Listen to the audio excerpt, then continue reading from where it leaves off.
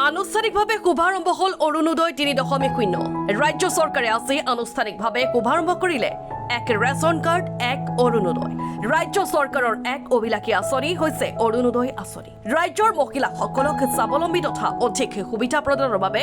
অৰুণোদয় ১.০ ২.০ৰ পিছত অসম চৰকাৰে অৰুণোদয় ৩.০ আঁচনি ঘোষণা কৰিছে এই আঁচনিৰ অধীনত ৰাজ্যৰ সকলো নিৰ্বাচিত মহিলাক ১২৫০ টকাৰ বিত্তীয় ব্যৱস্থা প্ৰদান কৰা হয় এই আৰ্থিক সাহায্য পোনপটীয়াকৈ নিৰ্বাচিত আবেদনকাৰীৰ বেংক একাউণ্টলৈ স্থানান্তৰ কৰা হ'ব আৰ্থিক সাহায্যৰ সহায়ত মহিলা নাগৰিকে আৰ্থিক সমস্যাৰ চিন্তা নকৰাকৈ নিজৰ দৈনন্দিন খৰচ সম্পন্ন কৰিব পাৰিব মাৰ্ঘেৰিটাৰ বিধানসভা সমষ্টিত অৰুণোদয় ৩.০ আঁচনিয়ে প্ৰায় আৰু ১০,০০০ মহিলাক সাঙুৰি ল'ব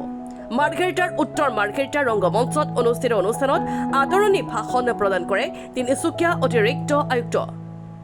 মৃগিনা হুছেইনে মাৰ্ঘেৰিটাত এই আঁচনিৰ আনুষ্ঠানিকভাৱে শুভ উন্মোচন কৰে মাৰ্ঘেৰিটাৰ বিধায়ক ভাস্কৰ শৰ্মাই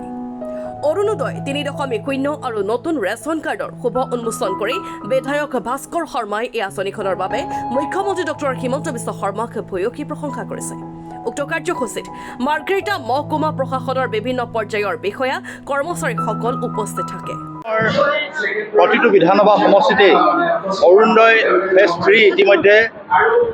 মাননীয় অসমৰ জনপ্ৰিয় মুখ্যমন্ত্ৰী ডক্টৰ হিমন্ত বিশ্ব শৰ্মা ডাঙৰীয়াই আজি শুভাৰম্ভ কৰিছে ই আমাৰ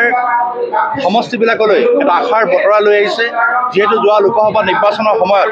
আমি ৰেচন কাৰ্ডৰ কথা কৈছিলোঁ আমি অৰুণোদয়ৰ কথা কৈছিলোঁ আমি নিযুত মইনা আঁচনিৰ কথা কৈছিলোঁ যে ১০০ দিনৰ ভিতৰত আমাৰ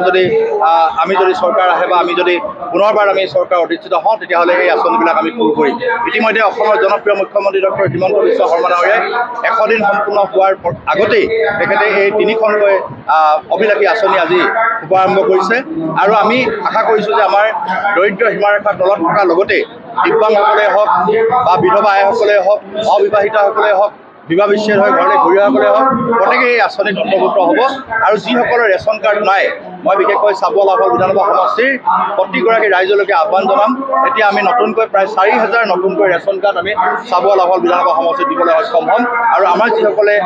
বহু লোকে এতিয়াও ৰেচন কাৰ্ডত তেওঁলোকে অন্তৰ্ভুক্ত হোৱা নাই আৰু ৰেচন কাৰ্ডখন দিয়াৰ পিছতে আমি তেওঁলোকক অৰুণোদয় দিব পাৰিম তেনেকুৱা বহু দৰিদ্ৰ সীমাৰেখাৰ তলত থকা পৰিয়ালে আজি অৰুণোদয়ৰ পৰা বঞ্চিত হৈ আছিল কাৰণ তেওঁলোকৰ হাতৰ ৰেচন কাৰ্ডখন নাছিল আৰু ৰেচন কাৰ্ড আধাৰ কাৰ্ডৰ লগত লিংক কৰি এতিয়া এই অৰুণোদয় আঁচনিখন প্ৰৱৰ্তন কৰাৰ কাৰণে সিদ্ধান্ত লোৱা হৈছে মই অসমৰ জনপ্ৰিয় মুখ্যমন্ত্ৰী ডক্টৰ হিমন্ত বিশ্ব শৰ্মা ডাঙৰীয়াক ধন্যবাদ আৰু কৃতজ্ঞতা জনাইছোঁ